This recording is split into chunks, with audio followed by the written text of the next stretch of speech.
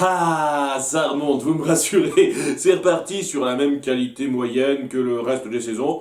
Donc si ça revient comme ça, c'est cool, ça me plaît. Mais voilà, quoi, ça fait plaisir de revoir la qualité moyenne habituelle de la série dans cet épisode. J'avais un peu peur avec les deux précédents, mais là ça remonte bien. Pour changer, on va commencer non pas par Jon Snow ni Daenerys, de toute façon, elle a aucun rôle, aucun arc dans cet épisode. On va commencer par Arya parce que je trouve que son arc maintenant, ce qu'on met en place autour d'elle, c'est le truc le plus indépendant du reste. Donc je pense que ça va être sur elle que je vais commencer les critiques des épisodes à venir, quand il y aura un segment sur elle. Donc voilà, elle a commencé son entraînement et son entraînement c'est très à la Karate Kid, si vous voyez ce que je veux dire, où elle fait des tâches sans qu'on lui explique ce que ça veut dire, quoi. Des tâches basiques, des tâches un petit peu ingrates et ouais, quoi, on lui explique pas, elle passe le balai, et, on lui dit rien, tout le monde est là en silence.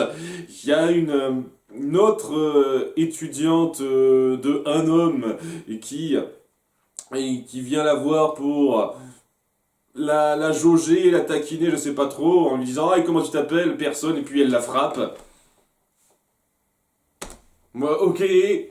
Et après, c'est là que Jaqen, je vais dire Jaqen plutôt qu'un homme, même si c'est pas son nom, comme ça sera pratique pour me repérer, lui dit «Attends, tu dis que t'es pas Arya Stark, mais pourtant tu portes les habits, tu as les objets, toutes les affaires d'Arya Stark, tu veux vraiment te faire passer pour personne avec ça?» Et donc ça convainc Arya de balancer tout ce qu'elle possède, c'est-à-dire l'argent qu'elle a pris pour elle, ses vêtements à la mer, même la pièce qu'il lui a donnée, Jaqen, je le jette. Puis de toute façon, ça lui servira pas à grand chose puisqu'elle l'a retrouvé, donc elle est sous sa bonne grâce tout de suite. Par contre, ça c'est un truc, j'avais un peu peur qu'elle aille jusqu'au bout. Elle ne jette pas totalement son épée, quoi. Elle la jette pas à l'eau, elle la cache, son épée. Et j'espère vraiment qu'elle va pas l'acheter vraiment pour de bon et qu'elle finira par la remettre, son épée, parce que je trouve vraiment que ça lui donne une personnalité, ça lui apporte quelque chose, cette espèce d'épée particulière, l'aiguille. Enfin bref, hein, donc elle a à peu près renoncé à tout ce qui l'a caractérisé avant pour porter de nouveaux vêtements. Donc c'est sa première étape pour se transformer en personne. Et la prochaine chose qu'on voit, c'est elle et l'autre étudiante qui lave un corps, un cadavre. Oui, parce qu'il y a des gens qui passent dans le coin et qui se font tuer pour je ne sais quelle raison. Alors j'espère qu'on aura des explications. Hein, tout de suite, on est dans le stade où il se passe des trucs, on t'explique rien, suis le mouvement et voilà.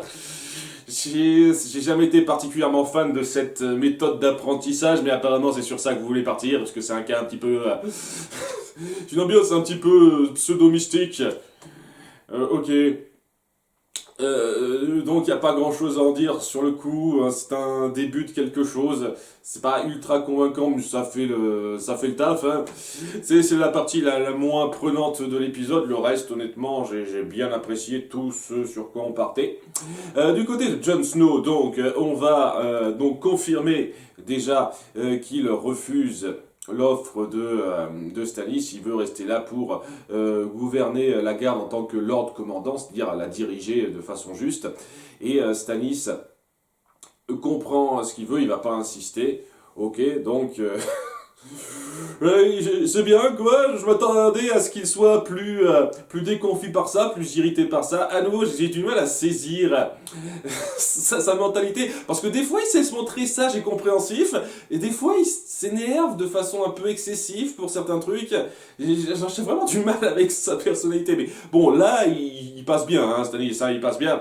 Et il y a Davos qui fait un petit discours sur lui après, comme quoi c'est quelqu'un de complexe, mais il reconnaît votre bravoure et que si vous avez juré vraiment de protéger le Nord, vous devriez savoir que le clan Bolton est vraiment pas ce qu'il lui faut. Donc, essayez une histoire de le convaincre un peu de partir. Est-ce qu'il va le faire ou pas, en fin de compte? Parce que c'est pas encore clair, en fait.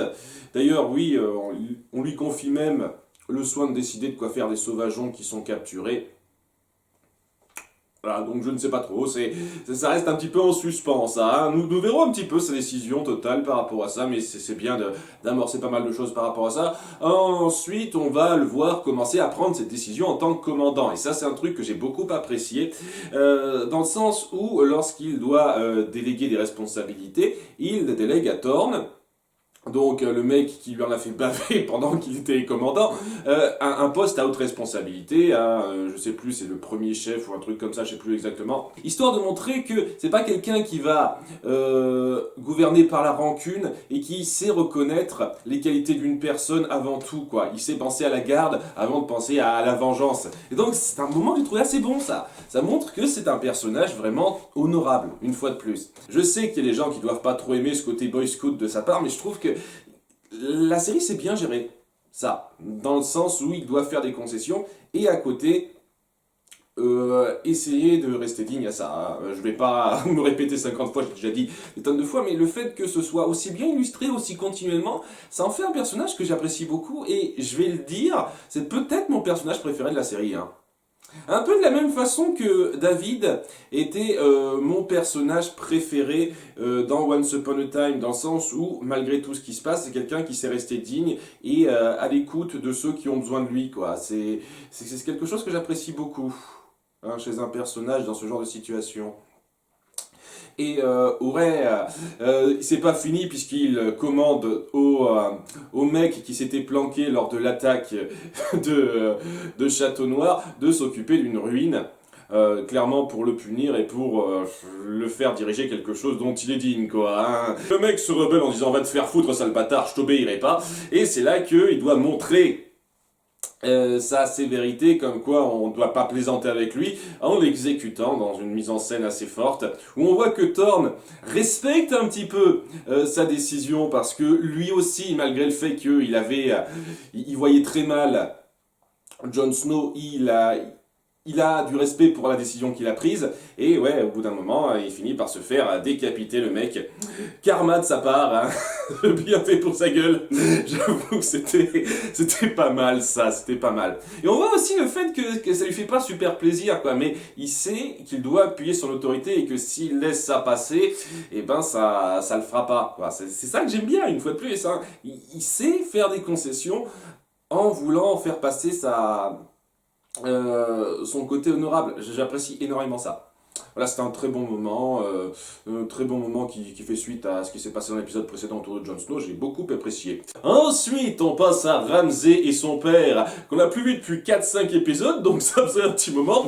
Donc ils sont installés dans Maud Kaelin, je sais plus exactement comment ça se dit, ils sont installés donc dans le fort qu'ils ont capturé et évidemment Ramsay se montre toujours aussi charmant. Par exemple, lorsqu'il devait prélever des taxes à un seigneur qui a refusé parce qu'il n'obéisse qu'aux Stark, et ben il a fait dépecer le père et la mère.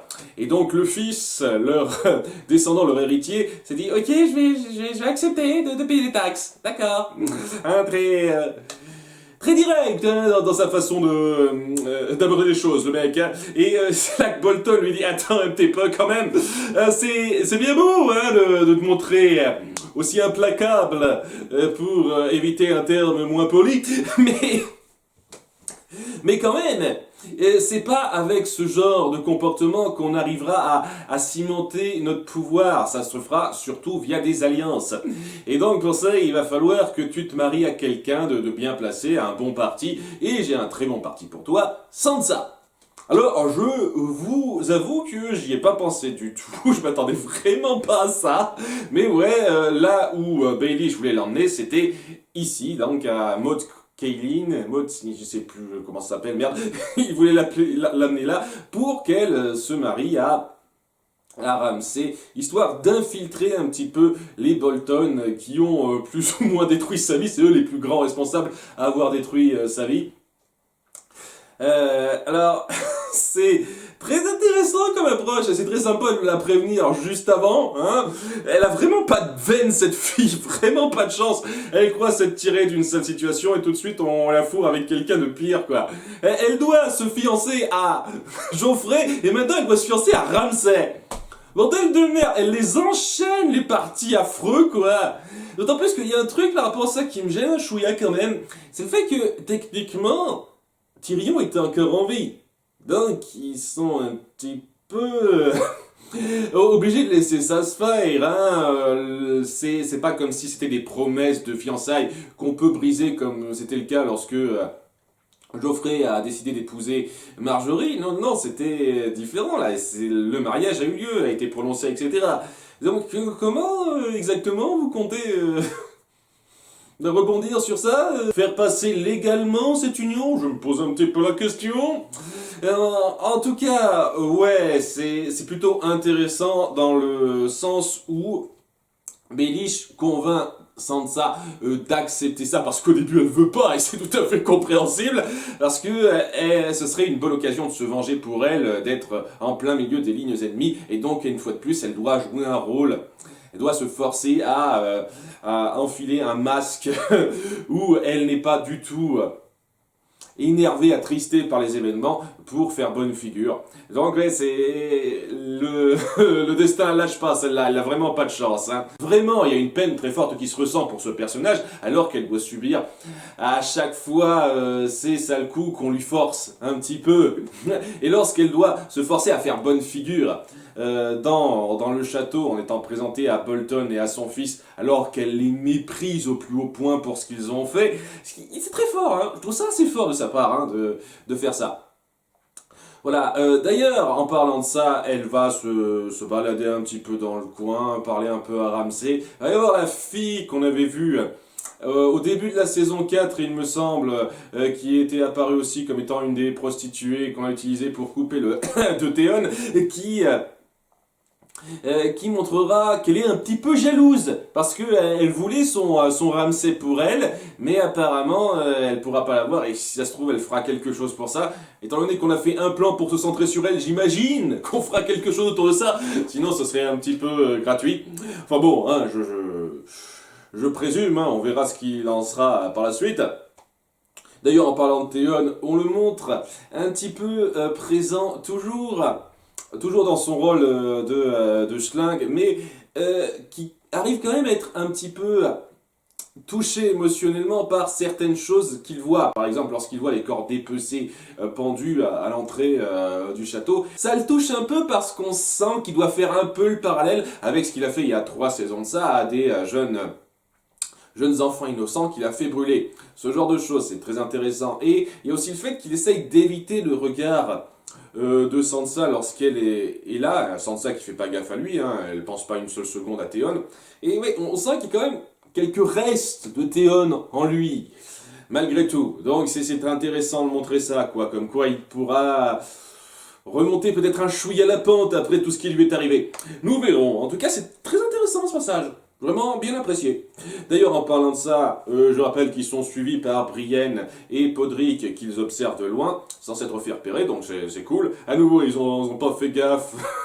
Ils sont pas mis sur leur garde après que Brienne se soit enfuie devant eux et qu'elle ait tué quelques-uns de leurs hommes. Non, non, non, ils ont pas trop fait gaffe à ça. N'empêche que, ouais, Brienne se dit que ça va être un petit peu difficile d'aborder ça directement. Il va falloir faire un petit détour. Je sais pas exactement ce qu'elle compte faire, mais ça, on verra dans de futurs épisodes.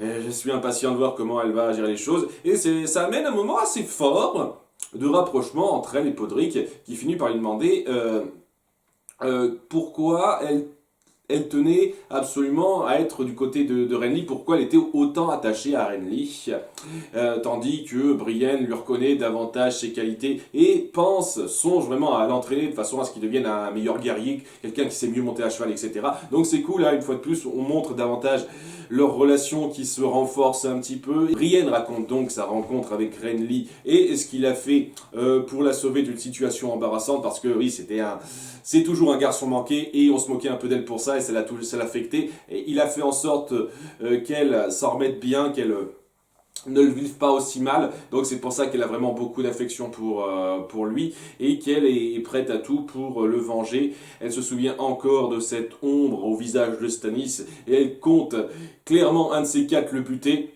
Et je sais pas, est-ce qu'elle le fera? J'espère vraiment qu'il y aura cette confrontation à un moment donné. Hein. Ce serait cool qu'on montre un petit peu de vraie vengeance se faire. Parce qu'il n'y a pas des masses de vengeance vengeances directes qui se font, quoi. On met en place des tonnes de conflits entre des personnages assez forts, ne serait-ce qu'Arya et pas mal de gens des Lannister, etc. Et j'espère vraiment qu'un de ces quatre, on va vraiment avoir ce moment fort où quelqu'un qui en veut vraiment grandement à quelqu'un pourra se venger de façon assez forte, ou essaiera de se venger. Et à part Oberyn, honnêtement, j'essaye de voir qui a fait ça. Je vois pas trop, en fait. Il y a qu'Oberyn et la montagne comme duel de vengeance, combat de vengeance qui a vraiment eu lieu. En dehors de ça, peut-être que j'en ai loupé un, c'est pas impossible, mais j'en vois pas d'autres. En tous les cas, c'est un moment assez fort autour des deux personnages. À Port-Réal, le mariage entre Marjorie et Tommen a lieu. Et on voit ça en grande partie du point de vue de Cersei. On la montre essayer de donner le singe, tout en n'étant pas particulièrement ravi par ces événements, surtout après leur premier nuit de noces. Je sais pas quel âge avait l'acteur de Tommen à ce moment-là, je pense qu'il devait être encore mineur logiquement. Donc, j'avoue quand même que c'est fort. C'est fort de montrer, bon, bien entendu, pas la scène en elle-même, quoi, on montre ce qui se passe après, quoi. Ils sont dans le lit, à poil tous les deux, mais on montre pas ce qui s'est passé avant. Voilà, mais bon, on l'insinue de façon très claire et évidente, hein. Et voilà, c'est assez fortiche de montrer ça, quoi. De montrer ça plus ou moins directement, comme quoi, ouais, ce genre de relation avec des mineurs se fait, quoi. Et on n'hésite pas à le montrer dans notre série. Hein, même pas seulement à le dire, à le montrer directement comme ça. Donc, fort, il est fort, je le reconnais. Hein, c'est assez fort. En tout cas, ouais, il y a Marjorie qui fait toujours sa douce manipulatrice un petit peu, même si on sent qu'elle essaie de le caresser dans le sens du poil. Surtout, et elle a l'air relativement contente de l'avoir lui, quoi, parce que ça a l'air d'être un garçon tout à fait charmant et sympathique. Ah oui, vraiment, hein. Maintenant qu'il est un petit peu mis en avant, on voit la grosse différence avec Geoffrey. Hein. C'est pas du tout la même chose, hein, mais pas du tout. Hein. Et ouais, elle essaye un petit peu de le manipuler avec les mots qu'il faut, etc. Ça fait plaisir de revoir Marjorie faire sa Marjorie, parce que ça faisait longtemps qu'on l'avait pas vraiment mise en avant, pour faire comprendre de façon un peu indirecte à Tommen que sa mère pourrait être mieux ailleurs, quoi. Elle est là sans doute parce que elle veut le protéger, clairement parce qu'elle veut le protéger, mais ça reste quand même un homme qui devrait peut-être arriver à prendre des décisions de lui-même. Donc elle essaye vraiment de l'influencer pour qu'il ait dans l'idée de permettre à sa mère de repartir à Castral Rock où elle se plaît mieux, d'après ce qu'elle a dit à quelques reprises. Mais bien entendu, Cersei, lorsque Tommen a cette petite conversation avec elle, et j'avoue, j'adore la façon dont c'est dit, quoi. C'est pas direct comme je vous l'ai présenté, c'est vraiment dit de façon très insidieuse, entre guillemets, très détournée, de façon beaucoup mieux amenée que ce que je vous l'ai dit. J'adore la façon dont le texte est amené par rapport à ça, de façon à ce que Cersei comprenne les intentions de Marjorie par rapport aux paroles de Tommen qui essaye de présenter la chose de façon très gentille envers elle, quoi. Sans la forcer ou quoi que ce soit, quoi. On a cette situation qui est très bien menée et on montre un petit peu cette espèce de nouvelle dynamique qu'il doit y avoir entre Cersei et Marjorie, qui se disputent un petit peu les faveurs de Tommen, un petit peu le pouvoir, en se rendant compte que Marjorie a clairement la main maintenant. Maintenant, la reine mère, je sais plus comment elle devrait s'appeler maintenant, il y a Marjorie qui fait un petit commentaire là-dessus, va perdre de plus en plus ses pouvoirs par rapport à Marjorie, qui va plus en plus contrôler Tommen, puisque ils seront ensemble la plupart du temps. C'est très intéressant, quoi, une petite conversation entre elles deux après ça, histoire de cimenter ça avec ces fausses banalités, ces fausses mondanités qu'elles se disent. C'est très fort, j'avoue. Ça fait plaisir de revoir ça, quoi. Depuis la saison 3, on n'a pas eu trop de moments intéressants autour de Marjorie qui essaye de tirer son épingle du jeu, à part un petit moment entre elle et Tommen dans la saison 4, mais pas grand chose. Et là, ça fait plaisir de revoir ça en détail. Vraiment, j'ai apprécié ça. Cersei qui, au passage, sera confrontée à un autre problème autour du cousin Balance. Je vais retenir son nom comme ça, même si apparemment ça va être un petit peu différent, puisqu'il fait partie d'un ordre de croyants, de moines, je ne sais pas exactement ce que c'est. Les moineaux, ils s'appellent les moineaux, c'est leur nom, les noms qu'on leur donne, qui font irruption au bordel de Béliche pour empêcher un septuaire, c'est comme ça qu'il s'appelle, un représentant de la religion haut gradé, de s'acoquiner avec deux prostituées, puisque c'était un petit peu ça, son petit délire du moment. Et donc, ils font en sorte de l'empêcher d'assouvir ses désirs et de l'humilier un peu publiquement pour ce qu'il a fait.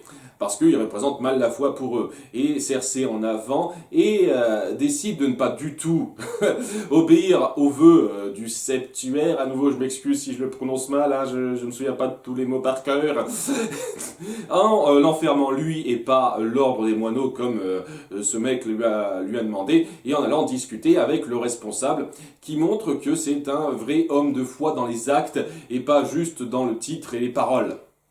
Parce qu'il aide les démunis à manger un petit peu à leur faim. Il fait don de sa personne pour qu'ils aient un meilleur train de vie, etc. Le genre de religieux que je respecte, où on met surtout en avant le fait de respecter une philosophie à travers les paroles de la religion, plutôt que de vouloir faire prévaloir la vérité de ce qu'on croit et de profiter un petit peu de ça. Voilà. Hein, c'est une meilleure représentation. Et Cersei le reconnaît là-dedans.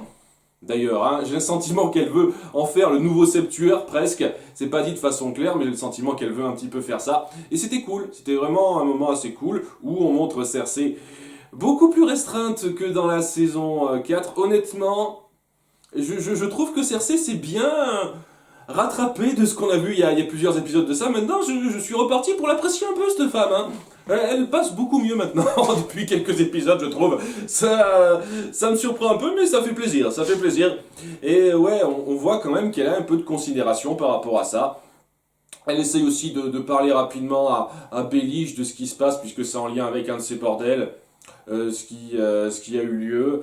Et ouais, quoi, il y aura une petite scène entre Baelish et Bolton sur ça, sur le fait que, en dépit du fait qu'il est censé être un peu à la solde des Lannister, maintenant il est avec les Bolton pour s'en prendre à eux. Voilà, histoire de discuter un petit peu de leur tactique à risque, pari risqué. C'est intéressant de montrer un peu ça, de faire le parallèle entre ce que l'un et l'autre ont fait. Et on sent vraiment que Baelish lui aussi se restreint, parce que s'il y a bien quelqu'un qui devrait détester Bolton encore plus que Cersei, c'est lui. Parce qu'étant donné qu'il adorait Catelyn, je pense qu'il doit pas avoir beaucoup d'estime pour ce type qui est responsable de sa mort. Hein. Je pense que c'est lui qui a le plus envie de le buter, Bolton. D'ailleurs, ça ne me surprendrait pas que ce soit lui qui le fasse au bout d'un moment. Ça, on verra. En tout cas, c'est très intéressant, quoi. Ces divers liens entre personnages, et ces diverses interactions, ça passait très bien. Il y a un petit moment aussi qui m'a un petit peu interpellé, j'en parle rapidement, où on voit rapidement Qyburn, donc qui est maître des chuchoteurs, si je me souviens bien, qui doit envoyer le message à Baelish.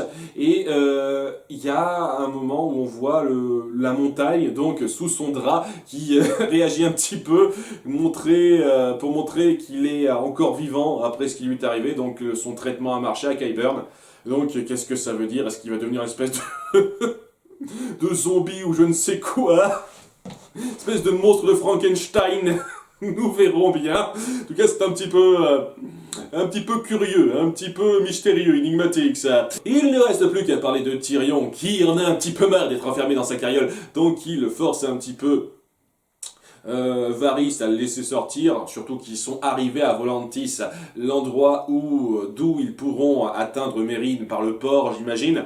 Et donc voilà, il se balade un petit peu dans la ville pour profiter davantage du bon air et ouais, de pas perdre la tête, parce que c'est clair qu'il commençait un petit peu à en avoir marre d'être seul là. Et c'est cool de montrer qu'il commence un tout petit peu à réfléchir sur autre chose, même si on le sent toujours autant désabusé et un petit peu je m'en foutiste par rapport à ce qu'il doit faire.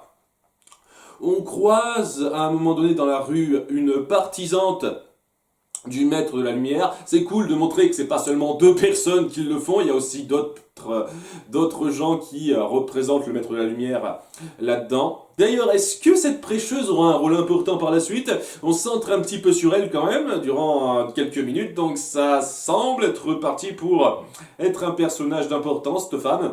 Nous verrons bien, nous verrons bien. En tout cas, après ça, il s'arrête à un bordel où il y a un truc très intéressant que j'ai apprécié là-dedans, c'est-à-dire que Daenerys fait vraiment parler d'elle en tant que reine dragon et tout et tout, et dans le bordel où il se trouve, il y a une femme qui fait un cosplay de Daenerys, c'est-à-dire qu'elle a exactement le même type de coiffure, à peu de choses près, et elle essaye vraiment de jouer vaguement ce rôle-là, quoi. Et c'est la pute la plus la plus demandée, hein, comme quoi, c'est pas étonnant, quoi, c'est assez normal ce genre d'exploitation, c'est évident à montrer, et je trouve que c'est très intelligent de le faire.